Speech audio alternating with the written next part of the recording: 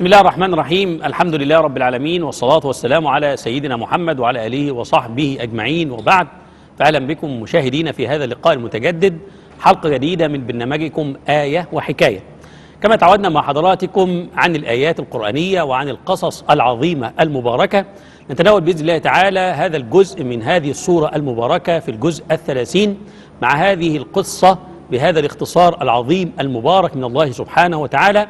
وقبل أن نتكلم عن هذه القصة وعن هذه الآيات، نود أولا أن نرحب بحضراتكم وأن نرحب باسمكم لضيوفنا اللي منورنا في الاستوديو، ونبدأ بصديقتنا. اتفضلي، اسمك؟ سيدي أحمد حبش. أهلا وسهلا سيدي، اتفضلي. تمارا أحمد مصطفى. أهلا وسهلا تمارا، اتفضلي. منى سيد محمد جمال. أهلا وسهلا منى، اتفضلي. ليلى عبد الفتاح أحمد. أهلا وسهلا ليلي. نرحب بكم مشاهدينا من جديد، نرحب باسمكم لضيوفنا اللي معانا في الاستوديو، سيدن وتمارا ومعانا منى وليلي، وإن شاء الله هنتكلم عن قصة قوم عاد. قصة قوم عاد. كويس. القصة دي موجودة طبعا في القرآن الكريم في أماكن كتيرة جدا، أو في آيات كثيرة وسور كثيرة، لكن احنا عندنا النهاردة سورة الفجر في الجزء 30، وناخد فيها 3 آيات بيتكلموا عن قوم. بسم الله الرحمن الرحيم. ألم تر كيف فعل ربك بعاد إرم ذات العماد التي لم يخلق مثلها في البلاد. صدق الله العظيم. ادي ال3 آيات بيكلمونا عن قوم عاد. زي ما احنا عارفين ان سورة الفجر سورة مكية، عشان بتحكي لنا عن قصص السابقين، نزلت على سيدنا محمد صلى الله عليه وسلم. نسمع اسم سيدنا محمد في مكة. أيوة، صلى الله عليه وسلم. أيوة، قبل الهجرة طبعا، قبل ما يهاجر إلى المدينة المنورة. فسورة الفجر في عندنا 3 آيات. الآية الأولى بتقول بسم الله الرحمن الرحيم ألم ترى كيف فعل ربك بعاد. تعرف تقوليها؟ قولي كده. ألم ترى كيف ألم ترى كيف فعل ربك بعاد. بعاد. إعاد بقى، من هم عاد؟ قوم عاد. يعني ايه قوم عاد دي؟ قوم عاد يا ليلي خليك معانا. قوم عاد اللي هم مين؟ اللي هم ابناء واحفاد عاد. عاد ده الجد، زي ما احنا كده بنقول اسامينا، اسمنا واسم بابا واسم جدي وجدي وجدي. لو انا حافظ اسامي كتير من اجدادي، فجدهم الاولاني اسمه عاد، فاولاده واحفاده بنقول عليهم قوم عاد. بعد كده ربنا بيقول لنا سبحانه وتعالى ارم. ارم ده الجد اللي بعده.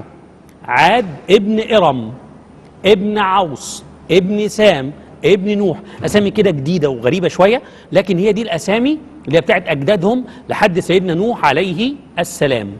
نقول تاني كده، يبقى قوم اللي هم مين؟ الابناء والاحفاد لمين؟ لعاد. لا. صح كده. عاد ده مين؟ ابن مين؟ ابن ارم. إرم. يبقى الايه الثانيه بتقول ارم ذات العماد. طيب ناخد بقى لحد هنا ذات العماد. ذات العماد يعني ايه؟ يعني هم كانوا عايشين فين؟ عايشين في مكان اسمه الأحقاف. اسمه يا سيدنا الأحقاف. الأحقاف. والأحقاف دي موجودة فين منا؟ موجودة في اليمن أو جنوب الجزيرة العربية. موجودة فين؟ في اليمن. أيوة كده، أو جنوب الجزيرة العربية. برافو عليك، صح كده. فهم كانوا في المكان ده، اسمه بقى إيه يا ليلي؟ اسمه إيه؟ الأحقاف. الأحقاف. برافو عليك. في المكان اللي هم كانوا عايشين فيه كان عندهم جبال كبيرة جدا وعظيمة. هم كان عندهم قوة في جسمهم. يا تمارا معانا؟ كان عندهم ايه؟ قوة في جسمهم. في جسمهم. يعني جسمهم قوي كبير، زي اللي احنا بنسميه دلوقتي عندهم كمال أجسام. الناس اللي بيسموه البودي جارد كده، الحرس كده بيبقى كبير، عنده صدره كده مفرود وعنده عضلات كبيرة وطويل كده وجسمه قوي. فدول اللي هم مين؟ قوم عاد. كان عندهم القوة دي. فكانوا بيعملوا ايه بقى قوم عاد دول؟ لما بيجوا يبنوا، ما بيبنوش بقى بيت، بيجيبوا خيمة. الخيمة دي كبيرة جدا ويحطوا فيها عواميد كبيرة. عشان كده ربنا بيقول إرم ذات العماد. العماد يعني ايه؟ عندهم عمود، عمود وعمود وعمود جوه الخيمة. فالخيمة كبيرة جدا وضخمة وبيعيشوا فيها، وبيحبوا هم بيتنقلوا بقى من مكان ومكان، يعيشوا هنا شوية ويعملوا الخيمة الكبيرة الضخمة دي، وبعدين يروحوا يعملوا خيمة في مكان تاني. فكل الحاجات دي بيعملوها عشان يبينوا للناس ان عندهم قوة وعندهم ذكاء، وبيستخدموا قوتهم وذكائهم ان هم بيبنوا الخيم زي ما هم عايزين. عشان كده اسمهم إرم ايه؟ ذات العماد. هقول كده إرم ذات العماد. برافو عليك. ذات العماد انهم عندهم العمد اللي هو الاعمده بتاعتهم الكبيره الضخمه، وهم جسمهم ايه؟ ضخم. صح كده؟ ارم ذات العماد التي لم يخلق مثلها في البلاد. فربنا بيقول لنا بقى ارم ذات العماد دول عندهم الخيم، وبيقعدوا في مكان في الاحقاف، وهم قبيله. اسمهم ايه؟ قبيلة. ايه قبيله دي؟ يعني هم اولاد واحفاد اللي هو مين؟ عاد. فعشان كده اسمهم قوم عاد. بس للاسف الشديد بقى قوم عاد دول مش مؤمنين وما بيعبدوش ربنا وبيعملوا حاجات كتير غلط. فربنا سبحانه وتعالى علشان هو ما بيحبش يعذب حد عمل ايه بقى ليه؟ بعت ليهم سيدنا هود، لان هم دول ما فيش زيهم في الدنيا في الوقت ده. كان عندهم ايه؟ قوه وعندهم الخيام بتاعتهم. فربنا بيقول التي لم يخلق مثلها في البلاد، ما كانش في حد زيهم في الوقت ده. وعشان هم ما بيعبدوش ربنا بعت لهم واحد منهم اسمه ايه؟ سيدنا هود. اسمه ايه؟ سيدنا هود عليه السلام. سيدنا هود بقى يمنا عمل ايه؟ راح لهم وبدأ ايه؟ يعلمهم ويقول لهم ايه؟ اعبدوا ربنا. بدأ يقول لهم اعبدوا ربنا. يعني يقولوا ايه؟ يقولوا لا اله الا الله وحده لا شريك له. لكن هم مش عايزين يسمعوا كلامه. بدأ يكلمهم سيدنا هود مرة واثنين وثلاثة علشان يعبدوا ربنا، برضو مش عايزين يسمعوا كلامه. بدأ يفهمهم ويعلمهم. طب بصوا حواليكم كده، في حد زيكم؟ يفكروا لا. طب في حد عنده القوة اللي في جسمكم؟ لا. طب في حد عنده الخيم بتاعتكم اللي فيها العماد الكبيرة العظيمة دي؟ لا. طب خلاص ما تؤمنوا بربنا بقى اللي اداكوا كل الحاجات الحلوة. مش موافقين. بدأ يحاول معاهم، ففي ناس منهم وافقوا والباقي لا، وبعدين ناس توافق والباقي لا. طب وانتوا كمان عندكم زرع، المكان بتاعكم مكان جميل بينزل عليكم المطر ده بيتجمع في حوض تشربوا منه وتشرب الحيوانات بتاعتكم. الارض بتاعتكم بتشرب الميه دي فبيطلع منها النبات اللي انتوا بتاكلوه والحيوانات بتاعتكم بتاكلوا. مين اللي بيجيب لكم الحاجات دي يا سيدنا؟ ماما. مين اللي بينزل بقى الحاجات من عند ربنا؟ رب. يبقى ربنا سبحانه وتعالى هو اللي بينزلها ليهم. اه. هو بيجيب لهم الايه؟ الميه اللي هو بقى بتتجمع في الحوض، والميه اللي بتنبت النبات. وكمان هو اللي خلق لهم الايه؟ الحيوانات. وهو كمان امنا اللي مدي لهم القوه في ايه؟ في جسمهم. وبيدي لهم القوه ان هم يعملوا الايه؟ الخيم. صح، بالعمود الايه؟ الكبير. صح، برافو عليك. عشان كده ليه بقى هو بيقول لهم ايه؟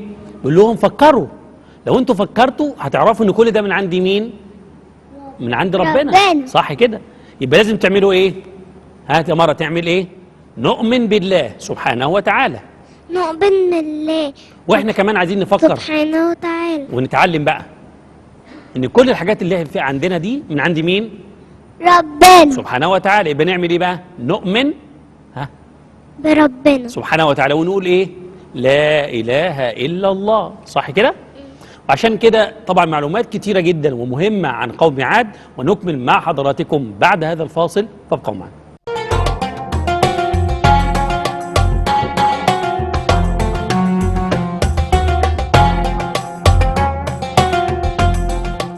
عدنا لكم مشاهدينا بعد هذا الفاصل، نكمل مع حضراتكم هذا اللقاء عن قصة قوم عاد الذين أرسل إليهم ربنا سبحانه وتعالى سيدنا هود عليه السلام بهذه المنطقة بالأحقاف بأرض اليمن جنوب الجزيرة العربية. زي ما قلنا كده تمارى ربنا سبحانه وتعالى أرسل ليهم سيدنا هود وعشان يدعوهم إلى الإسلام، يقول لهم آمنوا بربنا سبحانه وتعالى. وتعلمنا إن إحنا كمان لازم دايما نؤمن بربنا ونقول إيه؟ آمنا بالله سبحانه وتعالى. صح كده؟ ونقول إيه؟ لا إله إلا الله. برافو عليك. فعشان كده احنا دايما بنذكر نعمه ربنا علينا، واحنا بقى نقعد نفكر ربنا سبحانه وتعالى ادانا النعمه اللي هو الاب، صح؟ بابا، وادانا كمان نعمه اللي هو الام اللي هي ماما، وادانا كمان نعمه جميله، ادانا جسم، وادانا شكل جميل، وادانا قوه في جسمنا بنعرف نتحرك ونقدر ناكل ونشرب. كل الحاجات دي من عند مين؟ ربنا سبحانه وتعالى، لان ربنا قادر على كل شيء. لما سيدنا هود قال لهم الكلام ده، في اللي وافق وقبل وفي اللي رفض. بدأ بقى يجي لهم العقاب. ايه العقاب؟ ان هم ما امنوش ومش عايزين يعترفوا بكل الحاجات الجميله اللي ربنا اداها لهم. فالمطر اللي بينزل وهم دايما محتاجين له بطل ينزل، وبقاش في ايه؟ مطر بينزل. بدأوا عايزين يعملوا ايه؟ يعني نفسهم مطر ينزل. طب يدعوا ربنا فين؟ قالوا ده في حاجة اسمها الكعبة، والكعبة دي هناك في مكة، واللي بيروح عند الكعبة وبيدعي ربنا، ربنا بينفذ له اللي هو عايزه. هو ده اللي في دماغهم، ما يعرفوش زينا ان الانسان ممكن يدعي ربنا في اي مكان، صح كده؟ يبقى انا كده يا تمر ادعي ربنا فين؟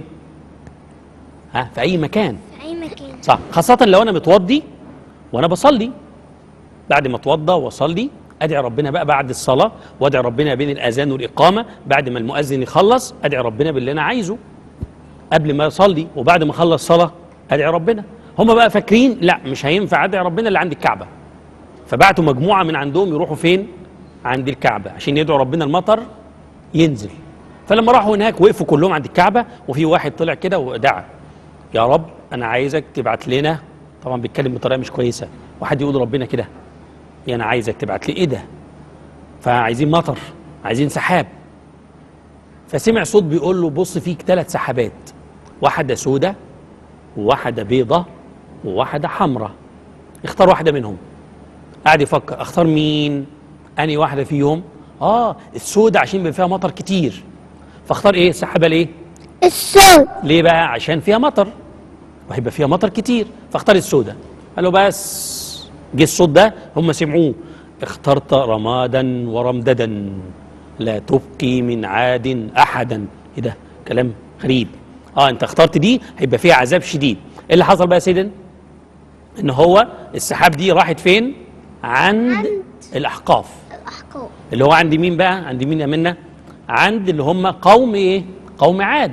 فايه اللي حصل؟ قوم عاد. هم مستنين اول ما شافوا السحابه جايه، ياه سحابه جميله وجايه سودة وكبيره وشايله معاها مطر كتير، احنا نستنى السحابه لما تيجي عندنا عشان تنزل ايه؟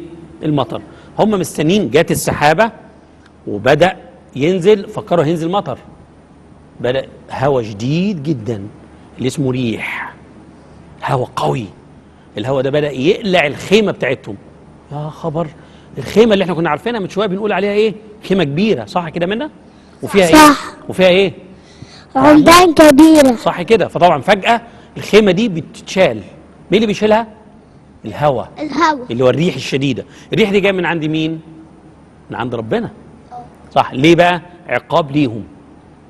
تشيل الخيمه، وبدا كل واحد فيهم يحاول يجري يستخبى، رغم ان هو ايه؟ قوي وكبير وضخم، وترفعه لفوق ويتقلب كده وينزل على راسه. تخيلي بقى كده، الهواء الشديد ده يشيل الخيمه ويرميها في الارض وتطير في الهواء، وايه كمان الشخص ده اللي هو بتاع قوم عاد، الراجل ده الكبير الضخم، يتشال في الهواء ويتقلب وينزل على راسه، او الهواء يجي قوي جدا يشيل الراس بتاعته. شوف الهواء قد ايه بقى قوته. فربنا سبحانه وتعالى جاب لهم هواء شديد، قعد معاهم ايه؟ 7 ليالي و8 ايام، يعني شغال الهواء ده بالليل وبالنهار، بالليل وبالنهار. بدأ لهم بالنهار وفضل مستمر لحد ما عدوا 8 ايام، يعني مثلا من الحد للحد، او من الجمعه للجمعه، او من السبت للسبت، مستمر. دمر كل اللي كان عندهم، وهم كمان ماتوا، ما عدا مين؟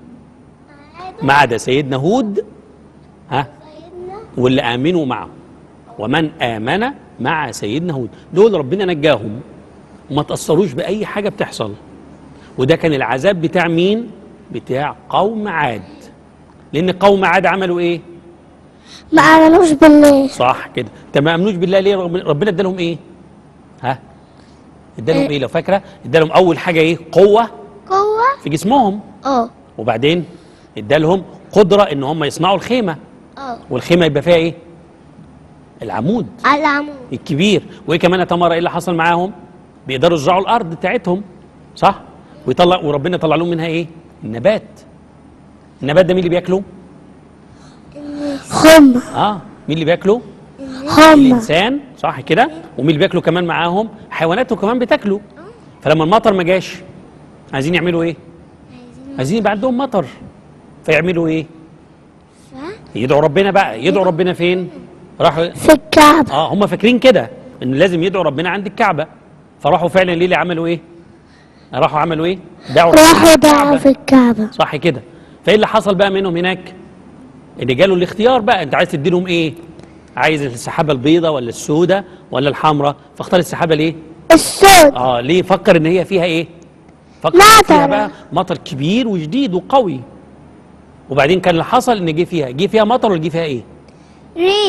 ريح. صح كده، الريح اللي هي القويه اللي بدات تعذبهم وتسبب في ان هم كلهم ايه؟ يموتوا. موتوا. ليه؟ كل مين اللي مات؟ إن الكفار الكفار. اللي هم ما رضيش يؤمنوا بالله سبحانه وتعالى، وما رضيش ان هم يسمعوا كلام سيدنا هود عليه السلام. فطبعا كانت النتيجه ان هم يتعذبوا العذاب ده.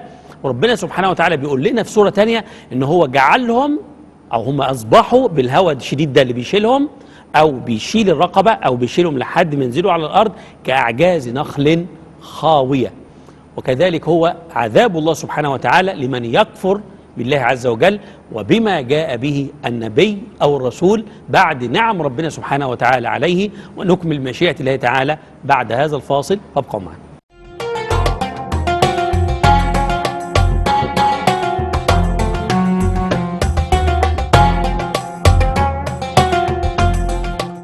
عدنا إليكم مشاهدينا بعد هذا الفاصل. في ختام هذه الحلقة مع حضراتكم نود أن نتعرف معكم ومع أصدقائنا اللي معنا في الاستوديو على بعض الدروس المستفادة من قصة قوم عاد. ونبدأ بصديقتنا سيدي، اتفضلي. استفدنا إيه بقى من قوم عاد؟ إن هم جدهم مين؟ عاد. وهم اسمهم قوم عاد ليه؟ عشان جدهم اسمه عاد. وجدهم الثاني اسمه إرم. فربنا سبحانه وتعالى بيقول لنا: ألم ترى كيف فعل ربك بعاد إرم. عاد إرم اللي هم عاد وإيه جدهم؟ إرم اللي هم أولاد سيدنا نوح، أولاد سيدنا آدم وسيدنا إيه. برافو عليك. طيب فضيلة يا تمار، احنا بقى اتعلمنا من القصة ان هو طبعا ربنا سبحانه وتعالى قال لنا عليهم. هو ربنا ادالهم ايه بقى في جسمهم؟ قوة. قوة في جسمهم، وبيقدروا يبنوا ايه؟ خيمة. صح كده. والخيمة بيكون فيها عمود ايه؟ كبير وقوي. طب المفروض ان هم يؤمنوا بالله، صح؟ لكن ما رضيوش. طيب احنا كمان اتعلمنا ايه بقى؟ منى اتفضلي. اتعلمنا ان احنا نؤمن بالله سبحانه وتعالى. بس صح كده، لان طبعا احنا عرفنا ان هم دلوقتي سيدنا هود عليه السلام جالهم عشان يقول لهم انتوا عندكم حاجات كتير، صح؟ وعندكم نعم كتير جدا، لازم تؤمنوا ايه؟ بالله سبحانه وتعالى. واحنا بقى نتعلم احنا عندنا نعم كتير ولا لا؟ وبنعد النعم بتاعتنا بقى اللي موجوده في جسمنا من اول الراس لحد القدم. ايه بقى النعم بتاعتنا؟ كتير. ربنا ادانا الراس وجواها المخ، بنفكر وبنفهم وبنحفظ. وادانا العين نشوف بيها، صح كده. وادانا الاذن، ها يا تمارا، نسمع بيها. وادانا اللسان والفم نتكلم، صح كده، عشان نتكلم بيها. سيدنا ايه اللي حصل كمان؟ كل النعم دي موجوده قدامنا، ايدينا بنتحرك بيها. لو احنا اتعلمنا بقى من سيدنا محمد عليه الصلاه والسلام، صح، وتعلمنا من كل الانبياء والمرسلين، كل النعم اللي عندنا دي نعمل بيها ايه؟ تخلينا ايه؟ نؤمن برسول الله صلى الله عليه وسلم، ونؤمن بالله سبحانه وتعالى. عشان كده ليه قلنا ايه كمان؟ هم رفضوا. فلما رفضوا ايه اللي حصل؟ جالهم الايه؟ العذاب. صح كده؟ العذاب لما جالهم هم مفكرينه ان هو هيجي لهم هوا جميل وهيجيب لهم معاه المطر، لكن طلع ان هو ايه؟ هوا شديد. ودمرهم. دمر ليه؟ دمر الكافرين. يبقى انا كده بعرف حاجه مهمه قوي. انا لو ما فكرتش في النعم اللي عندي وما عرفتهاش كويس وما نفذتش اللي ربنا قال لي عليه، يعني لو جيت مثلا بدل ما ابص بعينيا في المصحف وببص بعيني في الكتاب اللي بذاكر منه وببص في عيني في الحاجات الجميله، قعدت ابص في الموبايل بالليل وبالنهار والدنيا ضلمه، واروح استخبى بعيد ومحدش يشوفني واقعد ابص فيه، ايه اللي يحصل في عيني؟ ايه اللي هيحصل؟ هتبوظ طبعا، ويحصل فيها حاجات مش كويسه وتضعف جدا، وممكن الانسان ما يقدرش يشوف بيها تاني. ليه؟ عشان هو استخدمها ايه؟ عشان هو استخدمها غلط. مش طريقه كويسه. المفروض ان انا بحافظ على عيني، مش اقعد ابص في الموبايل واقربه من عيني بالالوان بتاعته والاضاءه القويه. هو بقى ربنا علمنا، خلي بالكم هم ما رضيش يؤمنوا وما حافظوش على النعمه. اللي حصل ربنا خد منهم النعمه. مش عندكم قوه في جسمكم؟ ادي الريح حركت جسمكم القوي ونزلتوا على الارض على راسكم، او شالت الراس من على الجسم عقابا ليكم عشان ما حافظوش على النعمه وما استخدمتوش النعمه صح. مش انت عندكم الخيمه القويه اللي كانت بتحميكم؟ مش بيسمعوا كلام ربنا، صح، ولا كلام سيدنا محمد. عليه الصلاه والسلام. دي وما بالناس كانوش بيؤمنوا. مش مؤمنين بمين؟ بسيدنا هود اللي جالهم، فلازم ياخدوا الايه؟ العقاب. دول عقاب. صح كده. فاحنا مش عايزين يجي لنا عقاب، نعمل ايه بقى يا تمارا؟ نسمع كلام. صح، قولي اتفضلي. نسمع كلام ربنا. صح كده. يبقى انا احافظ على جسمي. الموبايل ده استخدمه وقت قليل، ولما اكون ما عنديش حاجه، وتبقى ايه؟ في حاجات مفيده، اقرا حاجه مفيده، اسمع او اشوف حاجه اتعلم منها. لكن اكتر حاجه اركز عليها ايه؟ ان انا استخدم عيني في النظر في المصحف. صح كده، عشان اتعلم. نفس الكلام موضوع الاكل والشرب. لما اجي اكل، لما اجي اشرب، لازم اسمي الله واكل الحاجات المفيده عشان يحصل ايه بقى منا؟ جسمنا يبقى قوي. صح كده. وما نتعبش. صح كده. فالانسان فينا بيتعلم كل الحاجات الجميله دي من الانبياء والمرسلين ومن كلام ربنا سبحانه وتعالى في القران الكريم، واحنا استفدنا من القصه. الناس دي اللي ليها جد جميل اللي هو سيدنا نوح عليه السلام، المفروض ان هم يؤمنوا بالله، ما امنوش. المفروض عندهم قوه في جسمهم ما يدروش يحافظوا عليها، وما قدروش يحافظوا على الايه؟ على النعم اللي ربنا اداها لهم حواليهم. عشان كده كان العقاب ايه؟ ان كل ده يتاخد منهم ويجي لهم العذاب، وربنا نجي مين؟ سيدنا هود عليه السلام ومن معه من المؤمنين. هذه بعض الدروس المستفاده بنحاول ان احنا نطبقها في حياتنا. نسال الله سبحانه وتعالى ان يفقهنا اجمعين في امور ديننا. وفي الختام نشكر لكم مشاهدينا على حسن المتابعه، ونشكر باسمكم لضيوفنا المنورين في الاستوديو سيدن وتمارا ومنة وليلي. شكرا لكم والى اللقاء، والسلام عليكم ورحمه الله وبركاته.